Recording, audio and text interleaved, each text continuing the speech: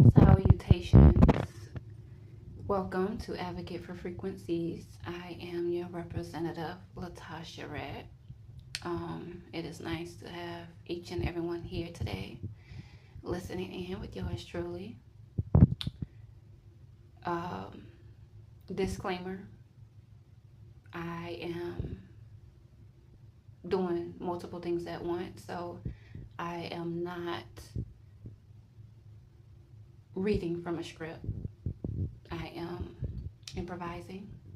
So if I happen to stop multiple times, I am thinking of the wisest words to use and to choose.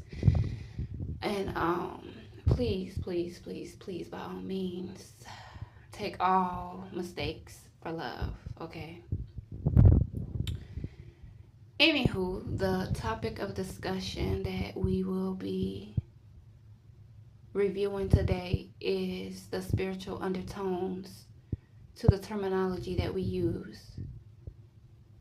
And specifically today, the terminology is cheating. We're reviewing the deeper energy to this word, how we use it, why we use it. I'm here to make everyone aware. I'm helping to provide a higher perspective, hoping to shift perceptions through those perspectives that I'm providing. And I hope that I can help guide someone along their journey. Each one teach one, right? Okay, so before we go deeper into this discussion, I would like for you to question within yourself, what does cheating mean to you? Before we go any further, ask yourself that.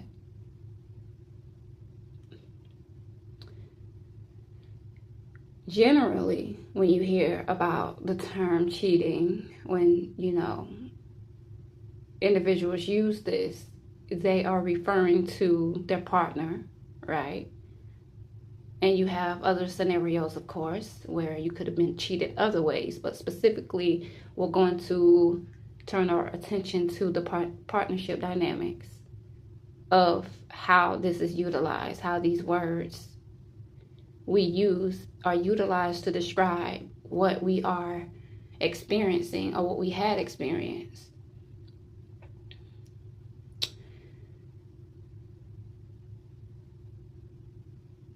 Cheating is not what we think it is. When you feel in a relationship, in particularly, that you were cheated on in some capacity or some way, it is not a black and white topic. And that's how it seems when we use the word someone cheated on me. It's like instantly, that's all that situation, that experience has become, was that image, that seed that was planted to describe how some bond or a contract was broken. We use cheated without even understanding what we truly mean when we say that. When we say these things, we don't even grasp the depths of what we are truly saying. I believe that through this perspective that I am about to provide everyone, it will level the playing field. And what I mean by that is, no one will be able to continue to use terminology and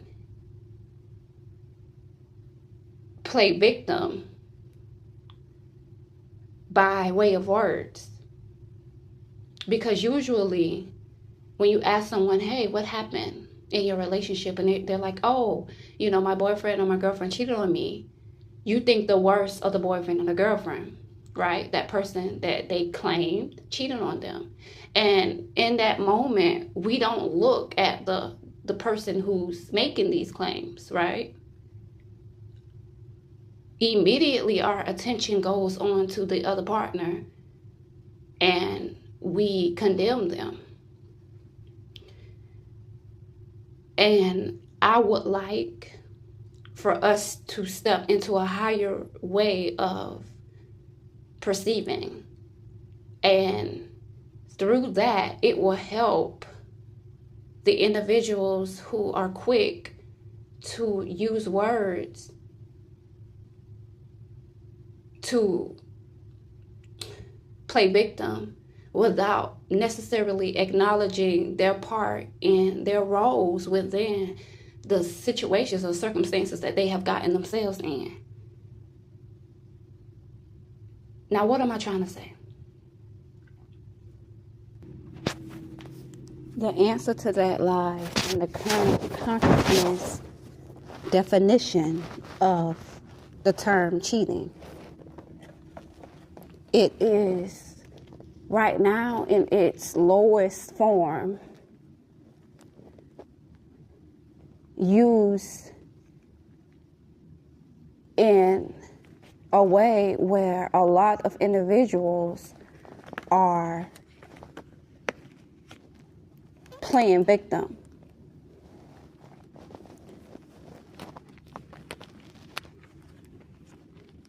You see, all words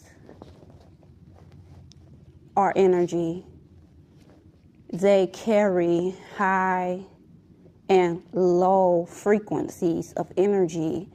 All terminology has high and low altitudes of frequencies.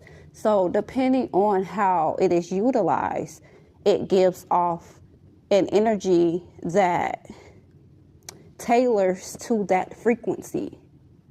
This is why you have so many terms in our current collective consciousness that has diverse meanings. We'll take the word broke, for instance. Broke beforehand, or even now it ain't beforehand, today is for something to be broken, shattered in pieces, not put together as a whole, missing some sort of part that is needed. And now a majority of the population, or our society rather, in America, uses broke for someone who has no money, right? So you have different words, different ways that you can utilize words that gives off a certain energy, frequency, dimension even. So when it comes to cheating, it's being used in its lower form. We don't know, we don't use it in its higher vibration because we don't know how to define it in its higher use, in its higher vibration. Okay, so once we begin to learn how to redefine words that we are using in its higher form, then I believe it will help a lot of individuals, a lot of beings shift into higher timelines, right? That can help their realities, that can help bring in more positive vibrations and frequencies into their surroundings, into their current state of existence, into their realities. So, cheating. is being used in its lower form as of current, where when a partner is being unfaithful and has particularly given themselves intimately, physically with another outside of a contracted partnership, this is what we refer to as cheating. But what I'm here to demonstrate to everyone today is that that is not cheating. Now, the first thing I need for everyone to know is the natural spiritual laws, right, that exist in our space continuum on this plane is you don't own no one. See, this doesn't matter. It doesn't matter what contract you have signed. It doesn't matter what two beings have agreed to or spoken. But the first law of physics is you own nothing. Okay? The only reason why we feel like we own things is because of the physical experience that we're having. But we're spiritual beings first. But it is the physical, the material things that we feel like we own things. So let's make that clear. And once that is understood, then you'll understand where I'm heading with this. If you own absolutely nothing, and your partnership, the contracted partnerships you are in, right? That means your partner has free will, and they are capable. They're able to step outside of the contract that you two have agreed to at any given time. Because you're not the owner of their body, of their physical vessel.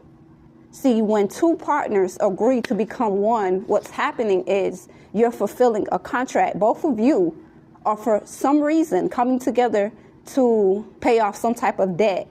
And this debt doesn't have to be negative or positive, but you're having to come together because you two have something that the other needs. It is required for them to evolve in some way. Okay? So we often hear that a person chooses to physically be intimate with someone else means they're cheating, which is incorrect. Now, we're going to go into why is that incorrect. The only way your partner could have cheated on you is when they're cheating you out of an experience that you signed up for spiritually before taking on this physical form. And how do you know if you've been cheated spiritually by someone? How can we know that? And this question, it goes beyond the surface.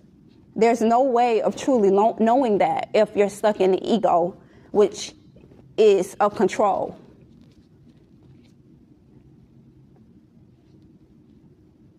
The ego wants control,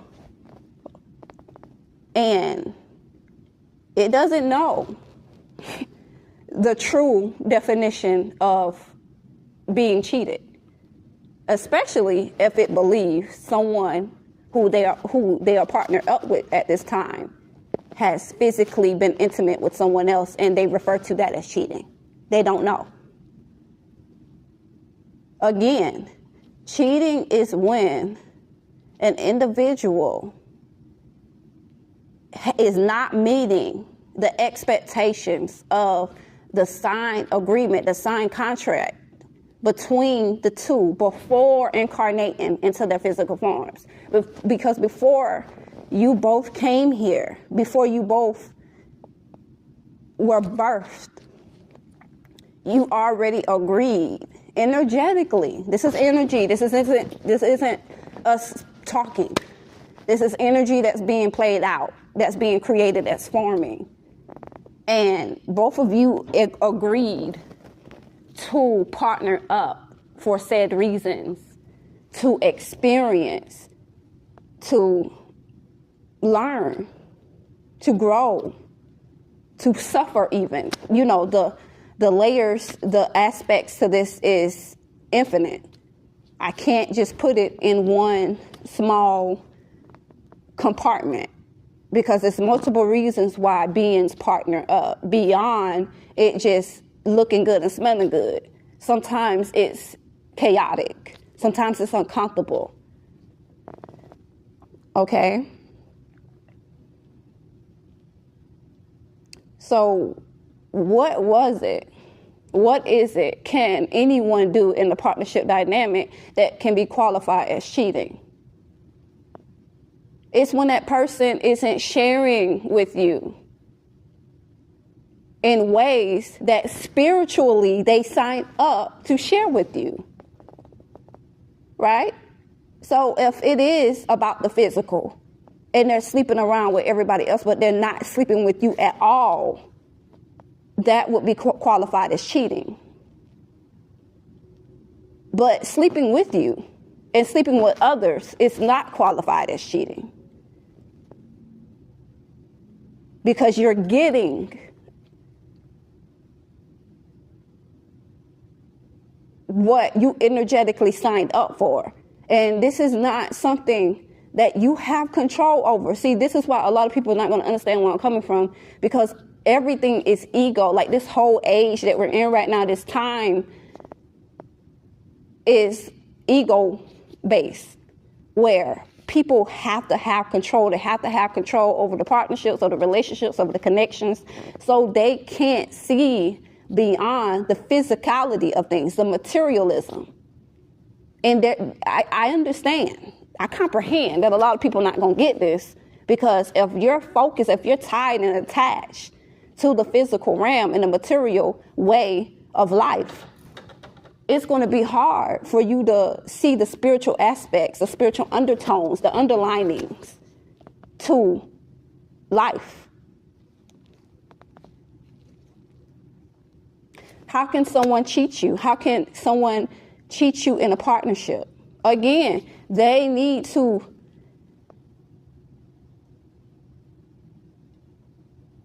not share themselves with you in ways that they were contracted to share with you. And more than likely, you probably not going to know what that is. Okay? Because we don't have no control over this. This is spiritual stuff. We want to be able to be like, okay, well, I believe I was cheated because I saw him talking to my best friend behind my back, and I don't know what they was talking about, and kind of find out, they were pursuing each other. If spiritually they signed a contract to open themselves up to you and experience vulnerability with you and share themselves with you in ways that it's going to somehow help them, then that's what they will ultimately perform. They should live up to that, because it was spiritually, it's like codes, right? But 9 times out of 10, if that person isn't open to expressing themselves with you, to being vulnerable with you, that wasn't in the agreement. The agreement was what you are experiencing, what you feel like you were cheated out of.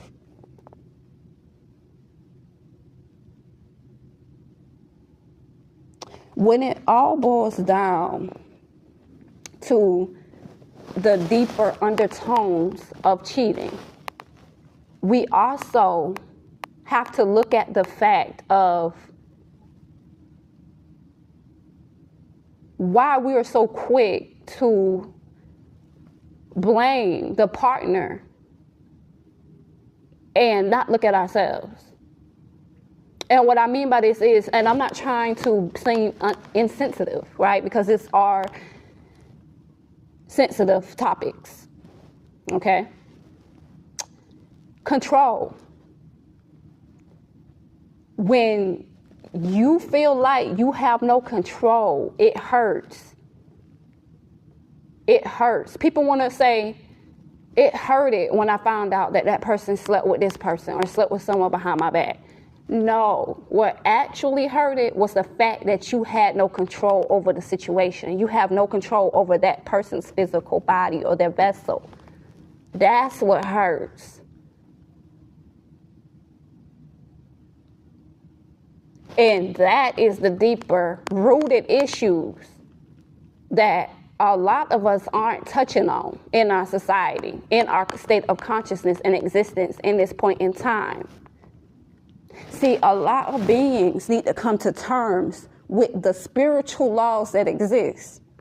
Because a lot of this stuff, this cheating stuff that we're so stuck on, that we're so heated and bothered by, is our unawareness of what it truly is that we are needing to see within the dynamics that are happening here. We're not seeing the truth. What we're seeing is what we want to see. And that's why we keep reincarnating, going through the same cycles with the same beings or different beings, because we are not grasping the reality of these circumstances, of this energy.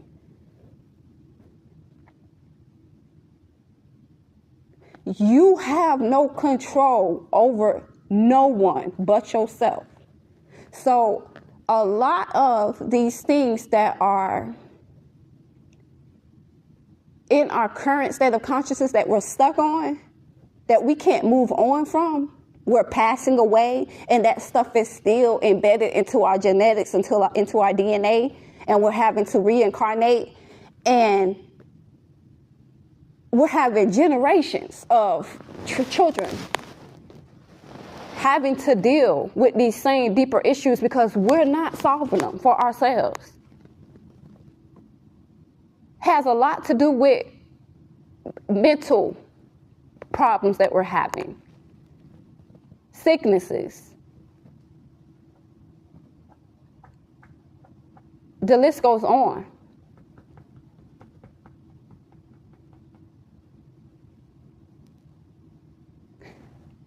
We need to begin learning the truth about words that we use, because those are important.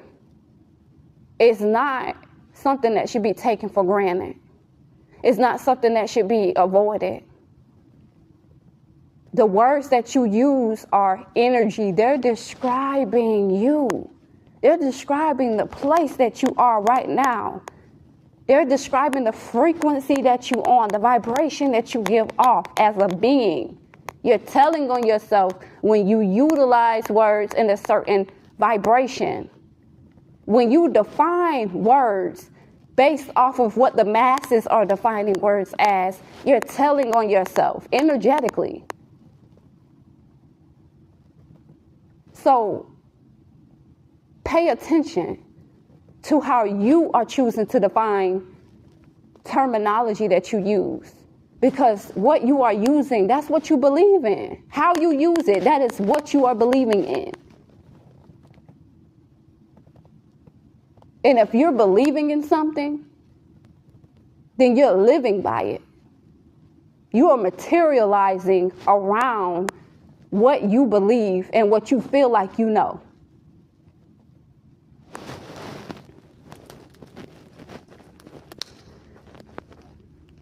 Cheating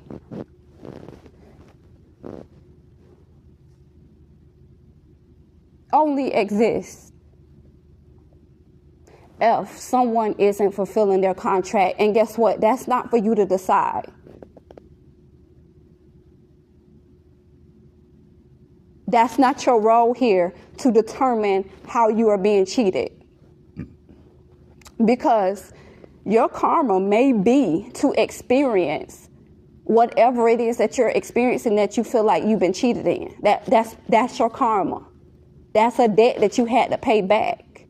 So while you're stuck on who your partner is giving themselves to, or who did this or did what to you, you're missing the lesson.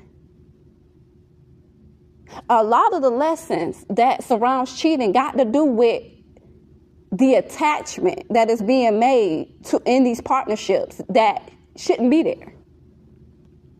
There's absolutely no reason why we're getting in partnerships and we're not maintaining our individualities.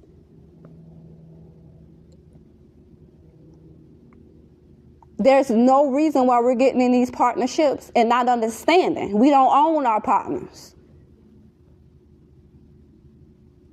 When you looking at the higher aspects to creation, to life, you understand that your partner is a mirror of oneness of the Most High.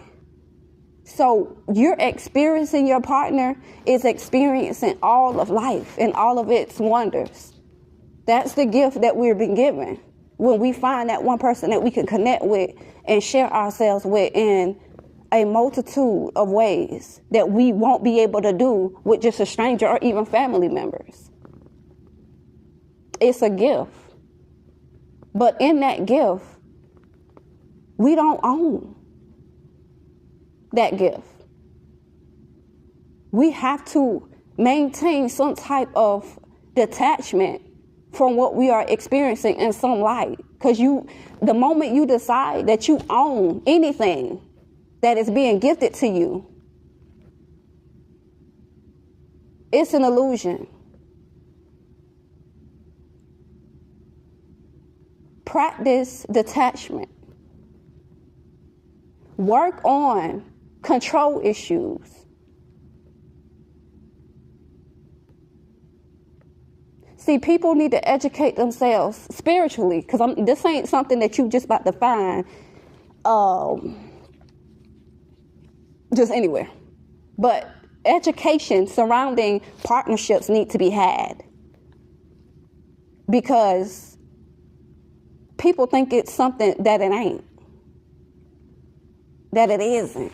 You're not partnering up with these people to look good for society. This extends past surface level stuff. Like, this is spiritual elements, reasonings behind why you are chosen to partner up with someone in particular. It's just like with your parents. It's just like with your children. Your soul needs whatever it is that they are capable of giving that no other being is capable of providing for you. So you're matched up with them. You're two codes coming together to fulfill, to materialize an experience.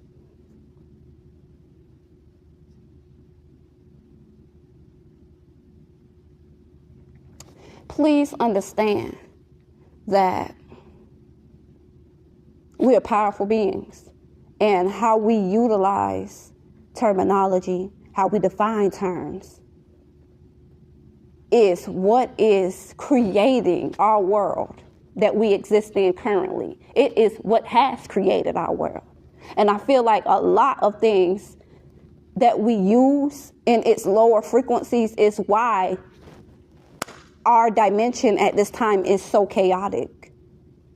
We can be on the top of so much things if we can just learn to raise our vibrations, raise our awareness within how we express ourselves, what we're learning. Like, I have an issue how our current society, you have to have certain degrees of masters in order to bring certain knowledge or wisdom. Because I don't even want to use the word knowledge. Because right now, what I'm preaching, what I'm gifting to everyone is wisdom. It's not knowledge. I'm spiritually bringing information down and trying to interpret it in the best way that I can for you so that you can gain a higher awareness of what's going on in your physical reality. That surpasses knowledge.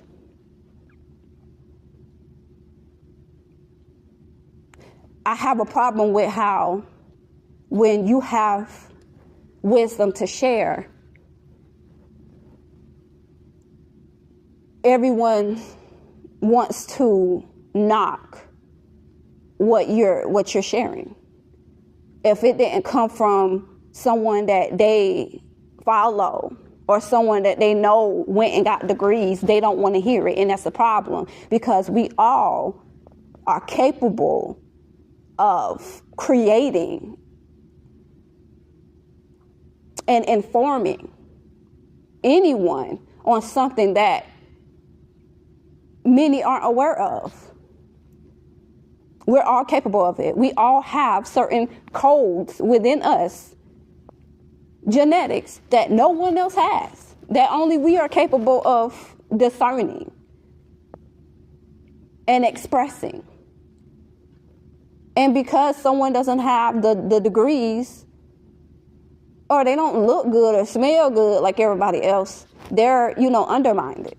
And it's a pity, because I feel like we would be in such a better place as a society if people stop judging people based off of the American way of basing judgment. Even judgment. I have a lecture or a segment, a thesis even, on how we are misusing judgments.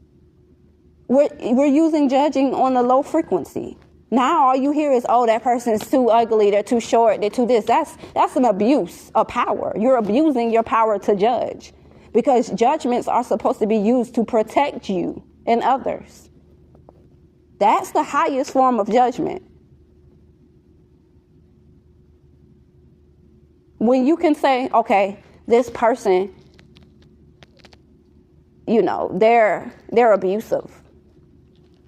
You make the judgment, the sound judgment. You verify that person's abusive, or they may, possibly hurt you. So you make the judgment to stay away from them. If you come across a person who you feel like you can learn from, you make the judgment to follow them and to learn from them. That's the higher form of judgments. Everything is discombobulated. Everything. Words. The way that we think, the way that we all are programmed to do things and go about things is ass backwards. And no one's discussing it. And the people that are discussing it, you don't know where to find them. Because everybody who are trying to be funny, who are taking certain topics and making it their own as though they're the ones that created them, they're being pushed to the forefront because of the way that our society is being ran. And the real ones are pushed to the back because they're not trying to do the most to be heard. Long as they get their message out there, they're good. But the way that our society is being ran right now, people are taking advantage of that. And it's hard to come across real founders of wisdom. Everybody can get a hold of knowledge. Anybody can get a hold of knowledge. But who is embodying wisdom? Who is breathing wisdom in all that they do? Who is that? Where can you find them? Now that is rare. This is the end of this segment. Thank y'all so much for listening in. If this topic was confusing in any way, please let me know. I would like to hear any, perspectives, any opinions. If it was understanding, if you comprehended anything, please confirm that for me so I can make a number 2 or we can discuss more surrounding the undertones of other words by way of your participation. Thank you so much for your time. Please continue to be safe, be you, be peaceful, enjoy the present moment, unconditionally love everything that you come into contact with, and keep an ear out or an eye out for more upcoming segments. Thank you so much. This is Advocate for Frequencies. I wish everyone the best.